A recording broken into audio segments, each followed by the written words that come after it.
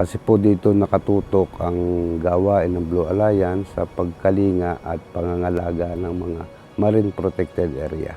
Nagsimula ang implementation ng project dito sa Oriental Mindoro noong 2021. Ito ay guided ng Co-Management Agreement kung saan nakasaad sa agreement ang delegated authority ng Blue Alliance to manage yung mga MPAs.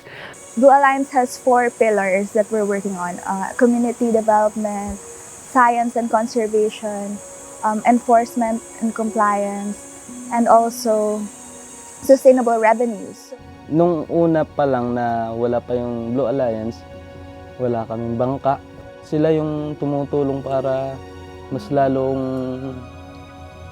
magtibay yung aming samahan na pangalaga sa dagat. Ayang gayang santuary, yan ang aming ikinatutuwa rin. Karamihan dyan, malalaking isda, nadais yan. Yan ay napuprotektahan ng mga bantay dagat.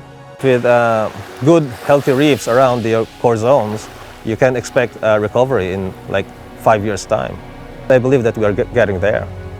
Ganon ka buhay yung corals, tsaka yung dami ng isda na makikita mo. Ito yung nakikita ko ang ganda ng potential kung magbubukas kayo ng diving. Magkakaroon po ng trabaho ang mga mamamayan ng Calapan dahil sa magkakaroon ng mga dive shop. Blue Alliance also has embarked on a blue carbon project under its Blue Economy program.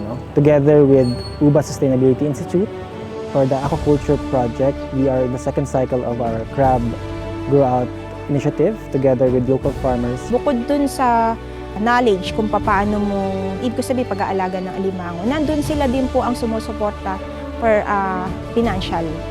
Malaking tulong po yun sa aming mga private sector. And bilang isang babae, sabi nga, once na sumuko ka sa gawa ng kalikasan o tao, mahina ka. Para sa akin, it's continuous lang.